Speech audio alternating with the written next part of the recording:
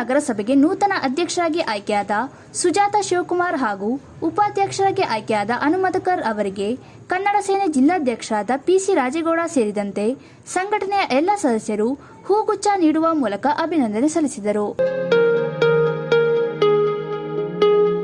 ಈ ಸಂದರ್ಭದಲ್ಲಿ ಮಾತನಾಡಿದ ಕನ್ನಡ ಸೇನೆ ಜಿಲ್ಲಾಧ್ಯಕ್ಷರಾದ ಪಿಸಿ ರಾಜೇಗೌಡ ಅವರು, ನಗರದಲ್ಲಿ ಬೀದಿ ನಾಯಿಗಳ ಕಾಟ ಹೆಚ್ಚಾಗಿದ್ದು ಅವುಗಳನ್ನು ತಪ್ಪಿಸಲು ನೀವು ಕಠಿಣ ಕ್ರಮ ಕೈಗೊಳ್ಳಬೇಕು.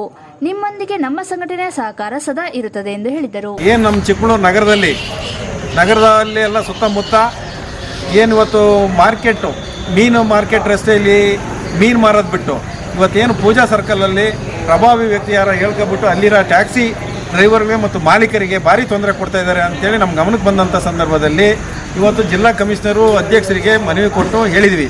ಯಾಕೆಂತಂದರೆ ಈಗಾಗಲೇ ಡೆಂಗು ಕಾಯಿಲೆ ಸ್ಟಾರ್ಟ್ ಆಗಿ ಜನರು ಆಸ್ಪತ್ರೆ ಸೇರ್ತಾ ಇದ್ದಾರೆ. ಅಂಥ ಇದರಲ್ಲೂ ಸಮೇತ ಆ ಮನುಷ್ಯ ಅಲ್ಲಿ ಏನು ಪೂಜಾ ಸರ್ಕಲ್ ಹತ್ರ ಮೀನು ತಂದು ಕೊಳಕೆಲ್ಲ ಮಾಡಿ ಅಲ್ಲಿ ಡೆಂಗು ಸೇರಿಸಿ ಸೊಳ್ಳೆ ಅಲ್ಲಿ ಇರೋರಿಗೆ ವಾಸನೆ ಮತ್ತು ಟ್ರಾಫಿಕ್ ಜಾಮು ಇಷ್ಟು ಸುವ್ಯವಸ್ಥೆ ಹಾಳು ಮಾಡ್ತಾ ಇದ್ದಾರೆ. ಅದು ಯಾರೋ ಕೆಲವರು ಹೇಳಿ ಇನ್ನೂ ಅವರಿಗೆ ಕುಮ್ಮಕ್ಕೆ ಕೊಟ್ಟಿದ್ರಂತೆ. ಅದನ್ನು ಇವತ್ತಾಗಲೇ ನಾವು ಏನು ಕಮಿಷನರ್ ಹತ್ರ ಮತ್ತು ಅಧ್ಯಕ್ಷರ ಹತ್ರ ಬಂದು ಕೂಡಲೇ ತೆರವು ಕೊಡಬೇಕು. ಕೊಡದ ಹೋದಲ್ಲಿ ಉಗ್ರ ಹೋರಾಟ ಮಾಡಿ ಮುತ್ತಿಗೆ ಹಾಕ್ತೀವಿ ಅನ್ನೋ ಹೊತ್ತಿಗೆ ಇಲ್ಲ ಅಂತ ಕೆಲಸ ನಾವು ಇನ್ನೆರಡು ದಿನದಲ್ಲಿ ಉಲ್ಲಾ ಮಾಡ್ತೀವಿ ಅಂತೇಳಿ ನಮಗೆಲ್ಲ ಭರವಸೆ ಕೊಟ್ಟಿದ್ದಾರೆ. ಈಗಾಗಲೇ ಮತ್ತು ನಾಯಿ ಅವಳಿ ಏನಿದೆ ಅದ್ರದ್ದು ಕೂಡ ಹೇಳಿದಂಥ ಸಂದರ್ಭದಲ್ಲಿ ಅದನ್ನು ನಾವು ಆದಷ್ಟು ಜಾಗೃತಿ ಮೂಡಿಸ್ತೀವಿ ಅಂತ ಹೇಳಿದ್ದಾರೆ. ಮತ್ತು ನಾಮಫಲಕದ್ದು ಸಮೇತ ಅವ್ರಿಗೆ ಗೊತ್ತು ಹೇಳ್ತಿದ್ದೀವಿ, ಅದ್ರದ್ದು ಜಾಗೃತಿ ಮಾಡಿಸ್ತೀವಿ. ಯಾಕೆಂದರೆ ಹಿಂದೆ ಕಮಿಷನರು ಒಳ್ಳೆ ಕೆಲಸ ಮಾಡಿದ್ದಾರೆ. ಯಾಕೆ ಫುಟ್ಪಾತಲ್ಲಿ ಯಾವುದೇ ಕಾರಣಕ್ಕೆ ಯಾರ್ದು ಮುಲಾಜಿಲ್ದಲೆ ಮಾರಕ ವ್ಯವಸ್ಥೆ ಇಲ್ಲದೆ ಪಾದಚಾರಿಗಳಿಗೆ ಸುಗಮವಾಗಿ ದಾರಿ ಕೊಡಿಸಿರೋಂಥ ನಮ್ಮ ಕಮಿಷನರ್ ಬಸವರಾಜ್ ಅವರಿಗೂ ಈ ಸಂಬಂಧ ಒಂದು ಅಭಿನಂದನೆ ಸಲ್ಲಿಸ್ತೀವಿ. ಕನ್ನಡ ಸೇನೆ ಜಿಲ್ಲಾ ವಕ್ತಾರರಾದ ಹುಣಸೇಮಕ್ಕಿ ಲಕ್ಷ್ಮಣರವರು ಮಾತನಾಡಿ, ರಾಜ್ಯಾದ್ಯಂತ 60% ಕನ್ನಡ 40% ಆಂಗ್ಲ ಭಾಷೆಯನ್ನು ನಾಮಫಲಕಗಳಲ್ಲಿ ಅಳವಡಿಸಬೇಕು ಎಂಬ ಕಾನೂನು ಜಾರಿಯಲ್ಲಿದ್ದರೂ ಇನ್ನು ಕೆಲವು ಅಂಗಡಿ ಮಾಲೀಕರು ತಮ್ಮ ನಾಮಫಲಕಗಳಲ್ಲಿ ಕನ್ನಡವನ್ನು ಬಳಸುತ್ತಿಲ್ಲ. ಅವರ ವಿರುದ್ಧ ಕಠಿಣ ಕ್ರಮ ಕೈಗೊಳ್ಳಬೇಕು ಎಂದು ಹೇಳಿದರು.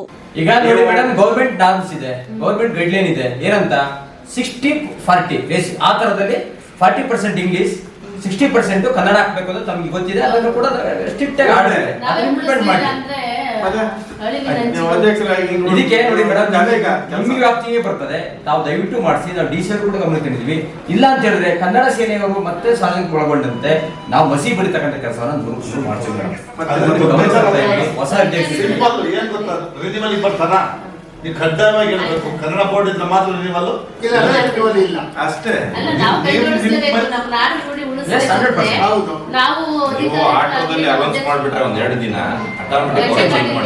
ಸರಕು ಸಾಗಣೆ ವಾಹನಗಳ ಸಂಘದ ಅಧ್ಯಕ್ಷರಾದ ಮೊಹಮ್ಮದ್ ಅತಿಕ್ ರವರು ಮಾತನಾಡಿ, ನಾವು ಬಹಳ ವರ್ಷಗಳಿಂದ ಗೂಡ್ಸ್ ಗಾಡಿ ಓಡಿಸುತ್ತಿದ್ದು ಇದುವರೆಗೂ ನಮಗೆ ಶಾಶ್ವತ ನಿಲ್ದಾಣದ ವ್ಯವಸ್ಥೆ ಇಲ್ಲ. ಹಾಗೂ ನಾವು ವಾಹನ ನಿಲ್ಲಿಸುವ ಸ್ಥಳದಲ್ಲಿ ಕಸಗಳನ್ನು ಎಲ್ಲೆಂದರಲ್ಲಿ ಎಸೆಯುತ್ತಿದ್ದು ಇದರಿಂದ ನಮಗೆ ಕಾಯಿಲೆ ಹೆಚ್ಚಾಗುತ್ತಿದೆ. ದಯಮಾಡಿ ಅದನ್ನು ಬೇರೆಡೆಗೆ ವರ್ಗಾಯಿಸುವ ಮೂಲಕ ರೋಗಮುಕ್ತ ನಗರದತ್ತ ಸಾಗಲು ಅನುವು ಮಾಡಿಕೊಡಿ ಎಂದು ಮನವಿ ಮಾಡಿದರು. ಸರ್, ಇವತ್ತು ನಾವು goods come owner, driver come owner ಅಂತ ಹೇಳ್ಬಿಟ್ಟು ನಾವು ಏನೋ ಒಂದು ಗೂಡ್ಸ್ ಕಮ್ ಓನರ್ ಅಂತ ಹೇಳ್ಬಿಟ್ಟು ಇಡೀ ಜಿಲ್ಲೆಯಲ್ಲಿ ನಾವು ಒಂದು ಯೂನಿಯನ್ ಮಾಡಿಕೊಂಡು ನಾವು ಜೀವನ ಮಾಡ್ತಾ ಇದ್ದೀವಿ.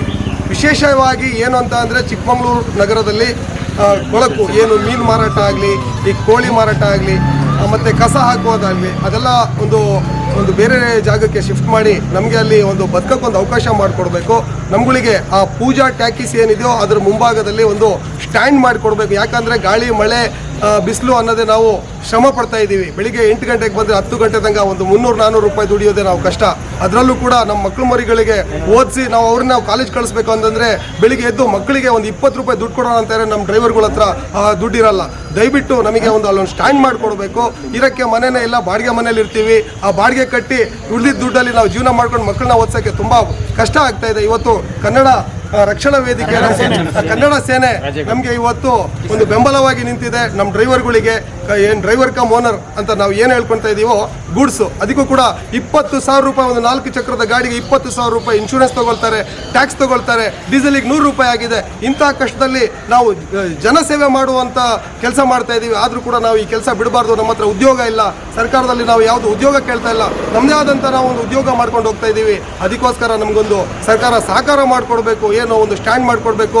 ನಮ್ಗಳಿಗೆ ಸೈಟ್ ಇಲ್ಲ, ಒಂದು ಸೈಟ್ ಮಾಡಿಕೊಡ್ಬೇಕು. ನಮ್ಮ ಮಕ್ಕಳಿಗೆ ಮರಿಗಳಿಗೆ ಒಂದು ಕಾಲೇಜಲ್ಲಿ ಸ್ಕೂಲ್ ಸ್ಕೂಲಲ್ಲಿ ಓದಕ್ಕೊಂದು ಅವಕಾಶ ಮಾಡಿಕೊಡ್ಬೇಕು ಅಂತ ಹೇಳ್ಬಿಟ್ಟು ಈ ಸಂದರ್ಭದಲ್ಲಿ ನಾನು ಭೂಮಿಕಾ ಟಿವಿ ಅವರ ಹತ್ರ ಒಂದು ಈ ಸಂದರ್ಭದಲ್ಲಿ ಕೇಳ್ಕೊಳ್ತಾ ಇದ್ದೀನಿ. ಜೈ ಹಿಂದ್, ಜೈ ಕರ್ನಾಟಕ, ಜೈ ಟಿಪ್ಪು ಸುಲ್ತಾನ್. ಈ ಸಂದರ್ಭದಲ್ಲಿ ಕನ್ನಡ ಸೇನೆಯ ಅನ್ವರ್, ಜಯಪ್ರಕಾಶ್, ಸತೀಶ್ ಸೇರಿದಂತೆ ಗೂಡ್ಸ್ ಗಾಡಿಯ ಚಾಲಕರು ಮತ್ತು ಮಾಲೀಕರು ಉಪಸ್ಥಿತರಿದ್ದರು.